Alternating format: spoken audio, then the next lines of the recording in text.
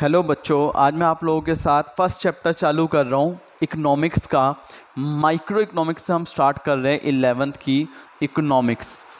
Micro economics में सबसे first unit का फर्स्ट चैप्टर जो हम पढ़ेंगे वो क्या है? इंट्रोडक्शन। इंट्रोडक्शन चैप्टर 4 मार्क्स का चैप्टर आपके सिलेबस में है। मैंने आपको एक इससे पहले वीडियो भेजी है जिसमें 11th का पूरा सिलेबस डिस्कस किया है, कितने मार्क्स का कौन सा चैप्टर है, सारी चीज़ें उसमें डिस्कस की हैं। जिन्होंने नहीं देखा एक बार मेरे यूट्यूब चैनल पे चले जाओ, आपको इसका लिंक आराम से मिल जाएगा। ठीक है, अब हम बात करते हैं। आज इंट्रोडक्शन चैप्टर को हम स्टार्ट करने जा रहे हैं। 4 मार्क्स का चैप्टर है। सबसे पहला क्वेश्चन इस चैप्टर को स्टार्ट करते वक्त जो पेपर में आता है, मैं एक हर बच्चे से क्वेश्चन पूछता हूँ, डिफाइन इकोनॉमिक्स। ये क्वेश्चन मैं हर बच्चे से पूछता हूँ। ठीक है, क्यों? क्योंकि बच्चों ने 9th 10th में इकोनॉमिक्स ऑलरेडी पढ़ी है, तो मैं बच्चों से इकोनॉमिक्स का मीनिंग पूछता हूँ। इकोनॉमिक्स का मीनिंग क्या होता है? तो 90% बच्चों को इकोनॉमिक्स का मीनिंग ही नहीं पता और हम इकोनॉमिक्स लेके बैठे हैं। और 9th 10th में भी हमने इकोनॉमिक्स पढ़ी है, लेकिन इकोनॉमिक्स का मीनिंग ही नहीं पता। ठीक है, तो सबसे पहले इकोनॉमिक्स का मीनिंग पता होना चाहिए। इकोनॉमिक्स का मीनिंग हमारे सिलेबस में नहीं है, लेकिन स्कूल में करवाया जाता है, पता भी होना चाहिए, क्योंकि हम इकोनॉमिक्स स्टार्ट कर रहे हैं। अब हमारा मेन कोर सब्जेक्ट बन गया इकोनॉमिक्स, तो इसका मीनिंग क्या होता है वो सुनना। इकोनॉमिक्स जो हम पढ़ रहे हैं इसका मीनिंग क्या है? तो इसका मीनिंग होता है economics is a subject. Economics is a subject we study how individual allocated resources. Economics एक सब्जेक्ट है जो स्टडी करता है किस तरह से इंडिविजुअल अपने रिसोर्सेज को एलोकेट करता है, किस तरह से कोई भी इंडिविजुअल या सोसाइटी अपने रिसोर्सेज को एलोकेट करती है, उसको जब हम स्टडी करते हैं वो इकोनॉमिक्स है। एक तो ये डेफिनेशन, या कई बोलते हैं economics is a subject we study. Economics is a subject we study how individual and society allocated resources. तो इकोनॉमिक्स का मीनिंग ये है। ये पेपर में नहीं आएगा, बेसिक नॉलेज के लिए मैंने डिस्कस की है। यहाँ से हमारे पेपर में क्वेश्चन आते हैं। सबसे पहला क्वेश्चन डिफाइन इकोनॉमी। सबसे पहला क्वेश्चन जो आता है पेपर में वो क्या आता है? Define economy. कि इकोनॉमी का मीनिंग क्या है? मोस्ट इंपॉर्टेंट क्वेश्चन है, 1 मार्क्स में कई बार आता है ये क्वेश्चन। मैं आप लोगों से पूछता हूँ इसका मीनिंग, पहले अपने माइंड में सोचें, क्या इसका मीनिंग आप लोगों को आता है? ये मोस्टली बच्चों ने पढ़ा भी होगा, लेकिन जब मैं इकोनॉमिक्स का मीनिंग पूछता हूँ तो इकोनॉमी का मीनिंग सोचने लगता है, इकोनॉमी का मीनिंग पूछता हूँ तो इकोनॉमिक्स का। तो दोनों अलग अलग टर्म होती है। इकोनॉमिक्स तो एक सब्जेक्ट है और इकोनॉमी क्या है उसे हम समझते हैं। इकोनॉमी इज़ अ सिस्टम, कहता है economy is a system by which people get their living. कहते हैं economy is a system by which people get their living. Economy एक सिस्टम होता है जिससे लोगों को क्या मिलता है? लिविंग मिलता है। सर मतलब समझ नहीं आया, एक एक वर्ड का हम मतलब समझेंगे। 9th 10th में तो आपने इकोनॉमिक्स को रट्टा मारा है, 11th में हम एक एक वर्ड का मीनिंग निकालना सीखे थे। सबसे पहले यहाँ पे वर्ड यूज़ किया गया सिस्टम। ठीक है, हम कहते हैं इंडिया एक इकोनॉमी है, रशिया एक इकोनॉमी है, चाइना एक इकोनॉमी है, हर कंट्री एक क्या है? इकोनॉमी है। हर कंट्री का एक इकोनॉमी है। इकोनॉमी में होता क्या है सुनना हर बच्चा। कहता है economy is a system by which people get their living. अब यहाँ पे वर्ड यूज़ किया गया सिस्टम। सिस्टम वर्ड क्यों यूज़ किया गया वो भी समझना। हर कंट्री में कुछ ना कुछ लोग गुड्स क्या करते हैं? प्रोड्यूस करते हैं, प्रोडक्शन करते हैं, उसके बाद क्या करते हैं? कंज्यूम करते हैं, यानी क्या होती है? कंजम्पशन। कुछ ना कुछ लोग क्या करते हैं? गुड्स को प्रोड्यूस करते हैं। ठीक है, हर कंट्री में क्या होती है? प्रोडक्शन होती है। प्रोडक्शन के बाद बाकी लोग क्या करते हैं? कंज्यूम करते हैं। उससे क्या जनरेट होती है? इनकम। तो अल्टीमेटली ये क्या बन गया? एक सिस्टम बन गया। तो इसलिए हम क्या लिखते हैं? Economy is a system by विच, क्या कोई भी इकोनॉमी एक बंदे से मिलकर बनती है कि बहुत सारे लोगों से? बहुत सारे। तो यहाँ पे क्या वर्ड यूज़ किया गया? People get their living. उनको क्या जनरेट होती है? इनकम। तो इनकम का मतलब उन्हें क्या मिलता है? लाइवलीहुड। तो 1 मार्क का क्वेश्चन बनता है इकोनॉमी का मीनिंग क्या है। अब मीनिंग क्लियर है। Economy is a system by which people get their living. Economy वो सिस्टम होता है जिससे लोगों को क्या मिलता है? लिविंग मिलता है। नेक्स्ट क्वेश्चन आता है, सेकेंड क्वेश्चन क्या आता है? Define opportunity cost. Next question क्या आता है, डिफाइन अपॉर्चुनिटी कॉस्ट। कहता है अपॉर्चुनिटी कॉस्ट का मीनिंग क्या होता है। ये 1 मार्कर मोस्ट इम्पोर्टेंट क्वेश्चन बन जाता है। सबसे पहले इसे समझने के लिए मैं कुछ एग्ज़ाम्पल ले रहा हूँ, उस एग्ज़ाम्पल से क्लियर करूँगा। देखो क्या होता है एग्ज़ाम्पल, पहले एक मीनिंग समझते हैं फिर एग्ज़ाम्पल भी। Opportunity cost is the cost of next best alternative forgone. क्या होता है अपॉर्चुनिटी कॉस्ट का meaning, opportunity cost is the cost of next best alternative forgone by availing a particular alternative.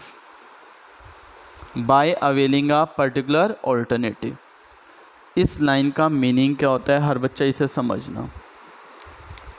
कहता है opportunity cost is the cost of next best alternative forgone by availing a particular alternative. इसे समझने के लिए example लेते हैं। देखो एक पर्सन है, उसे सबसे पहले टाटा कंपनी से ऑफ़र आता है जॉब के लिए। कितनी सैलरी का ऑफ़र आता है, सपोज़ करो टाटा कंपनी से ऑफ़र आता है उसे 5 लाख की सैलरी का।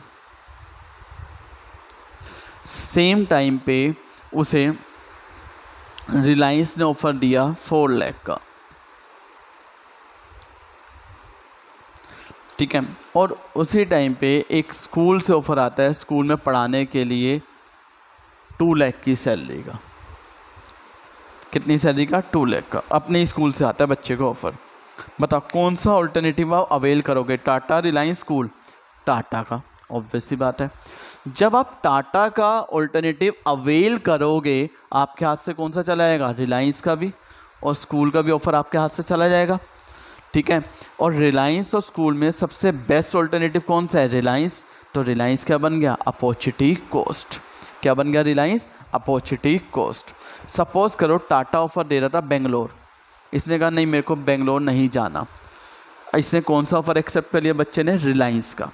अब जब रिलायंस का ऑफ़र एक्सेप्ट करेगा उसके हाथ से 2 ऑफ़र चले आएंगे, टाटा का भी और स्कूल का भी। इनमें सबसे बढ़िया ऑल्टरनेटिव कौन सा रहा, टाटा। तो टाटा क्या बन जाएगा, अपॉर्चुनिटी कॉस्ट। टाटा क्या बन जाएगा, अपॉर्चुनिटी कॉस्ट। अब बच्चा सपोज़ करो कोई लड़की है, वो कहती है नहीं मेरे को जॉब नहीं करनी, मुझे स्कूल में पढ़ाना है। अब उसने स्कूल का ऑल्टरनेटिव अवेल कर लिया। जब स्कूल का ऑल्टरनेटिव अवेल किया उसके हाथ से कौन सा चला गया, टाटा और रिलायंस दोनों ऑफर चले गए। इनमें सबसे बढ़िया ऑल्टरनेटिव कौन सा, टाटा।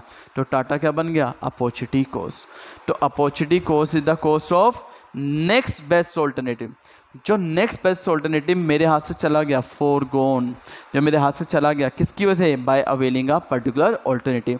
अगर मैं ऑल्टरनेटिव अवेल करता टाटा तो अपॉर्चुनिटी कॉस्ट कौन सी होती, रिलायंस। अगर मैं अवेल करता रिलायंस तो अपॉर्चुनिटी कॉस्ट कौन सी होती, टाटा। अगर मैं अवेल करता स्कूल तो अपॉर्चुनिटी कॉस्ट कौन सी होती, टाटा। तो अपॉर्चुनिटी कॉस्ट का मीनिंग समझ आ गया, क्या मीनिंग होता है अपॉर्चुनिटी कॉस्ट का, opportunity cost is the cost of next best alternative forgone by availing a particular alternative. यहाँ तक क्लियर है हर बच्चे को, कोई इश्यू तो नहीं है। नेक्स्ट क्वेश्चन क्या आता है, डिफाइन। नेक्स्ट क्वेश्चन आता है डिफाइन मार्जिनल अपॉर्चुनिटी कॉस्ट। क्या वर्ड आता है, मार्जिनल अपॉर्चुनिटी कॉस्ट, ठीक है। इसको एक और नाम भी देते हैं, मार्जिनल रेट ऑफ ट्रांसफॉर्मेशन। क्या नाम देते हैं, मार्जिनल रेट ऑफ ट्रांसफॉर्मेशन, ठीक है जी।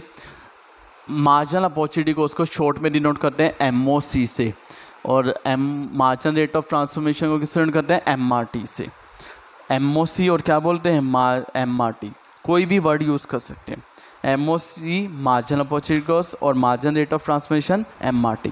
पूरी इकोनॉमिक्स में याद रखना, जहाँ जहाँ वर्ड आएगा मार्जिनल, पूरी इकोनॉमिक्स में जहाँ जहाँ वर्ड आएगा मार्जिनल, तो मार्जिनल का मतलब क्या होता है, एडिशनल। मार्जिनल का मतलब क्या होता है, एडिशनल। ज़रा समझते हैं हर बच्चे। सबसे पहले मैंने 2 गुड लिए, एक गुड X लिया और एक गुड Y लिया। एक गुड X लिया और एक गुड क्या लिया, Y। X की 1 यूनिट है, Y की कितनी है, 10। अब मैंने X की क्या कर दी, 2 यूनिट कर दी, और इसकी कितनी कर दी, 8 यूनिट कर दी। तो इसकी 1 यूनिट बढ़ाने के लिए मैंने इसकी कुछ यूनिट क्या कर दी, कम कर दी, उस कंसेप्ट को हम क्या बोलते हैं, मार्जिनल अपॉर्चुनिटी कॉस्ट। मीनिंग क्या होता है, addition in one good, addition in one good by sacrificing another good. क्या मीनिंग होता है, addition in one good by sacrificing another good. ये किसका मीनिंग है, एमओसी और एमआरटी। सर दोनों में कोई डिफरेंस होता है, एक डिफरेंस है दोनों में, वो क्या है समझते हैं। यहाँ पे लिखा मैंने एमओसी, यहाँ पे क्या लिखा एमआरटी। यहाँ तक कोई दिक्कत तो नहीं है। देखो मैं कितनी यूनिट कम कर रहा हूँ, 2 यूनिट। कितनी यूनिट बढ़ाने के लिए, 1 यूनिट। 2 यूनिट कम कर रहा हूँ, कितनी यूनिट बढ़ाने के लिए, 1 यूनिट बढ़ाने के लिए। तो कितना हो गया, 2:1। 2:1। जो भी यूनिट सेक्रीफाइस करते हैं वो हमेशा ऊपर आएगी, जो गेन करते हैं वो नीचे। तो एमआरटी कितना हो गया, 2:1 और एमओसी कितना हो गया, 2। याद रखना एमओसी हमेशा अमाउंट में होता है। किस में होता है एमओसी, अमाउंट में, और एमआरटी हमेशा किस में होता है, रेशो में। यहाँ तक क्लियर है हर बच्चे को, पक्का, ठीक है। फटाफट एक बार मेरे साथ रिवाइज करते हैं, नोट भी ज़रूर करना। जब तक इसे नोट नहीं करोगे क्लियर नहीं होगा। मेरी नोट्स में सेम ऐसा ही लिखा है, लेकिन आप जब नोट करोगे तो अपने आप याद हो जाएगा। जल्दी से मेरे साथ साथ रिपीट करें। सबसे पहले हमने पढ़ा था इकोनॉमिक्स का मीनिंग, वो पेपर में जनरली आता नहीं है इसलिए मैंने लिखा नहीं, लेकिन पता होना चाहिए। Economics is a subject which study how individual and society allocated resources. फिर आता है डिफाइन इकोनॉमी, ये मोस्ट इंपॉर्टेंट क्वेश्चन है, डिफाइन इकोनॉमी। इकोनॉमी का मीनिंग क्या होता है, economy is a system, economy is a system by which people get their living. क्या आता है, economy is a system by which people get their living. ये किसका मीनिंग है, इकोनॉमी का। क्या मीनिंग है, economy is a system by which people get their living. Clear है इकोनॉमी का मीनिंग। यहाँ सिस्टम वर्ड क्या दिखाता है, कुछ कंट्री में लोग गुड्स को प्रोड्यूस करते हैं, कंज्यूम करते हैं, इनकम जनरेट करते हैं, तो फिर ये क्या बन गया, एक सिस्टम बन गया। ये एक बंदे से मिलकर बनता है, बहुत सारे लोगों से, बहुत सारे तो पीपल, उनको क्या मिलता है, इनकम मिलती है, यानी उन्हें क्या मिलता है, लिविंग। तो economy is a system by which people get their living. Next question क्या आता है, define opportunity cost. Opportunity cost का मीनिंग क्या होता है, opportunity cost is the cost of next best alternative forgone by availing a particular alternative. Repeat करना मेरे साथ साथ, क्या मीनिंग होता है अपॉर्चुनिटी कॉस्ट का, opportunity cost is the cost of next best alternative forgone by availing a particular alternative. Clear है हर बच्चे को। नेक्स्ट क्वेश्चन क्या आता है इसके बाद, define MOC, marginal opportunity cost या मार्जिनल रेट ऑफ ट्रांसफॉर्मेशन। बताओ एमओसी और एमआरटी, मार्जिनल वर्ड आ जाता है इको में, तो मतलब क्या होता है, एडिशनल। एमओसी एमआरटी का मीनिंग क्या होता है, addition in one good by sacrificing another good. Addition in one good by sacrificing another good. MRT किस में निकलता है, रेशो में, और एमओसी किस में निकलता है, अमाउंट में। और याद रखना हमेशा फॉर्मूला क्या होता है, सेक्रीफाइस अपॉन गेन। जो भी चीज़ सेक्रीफाइस करते हैं वो ऊपर, और जो भी चीज़ गेन करते हैं वो नीचे आती है। यहाँ तक क्लियर है हर बच्चे को, समझ आ गया आप लोगों को, समझ आ गया है। तो हम एक क्वेश्चन, अब मैं आप लोगों से एक क्वेश्चन और डिस्कस करता हूँ। नेक्स्ट क्वेश्चन जो हमारा आता है पेपर में वो कौन सा है, सुनना।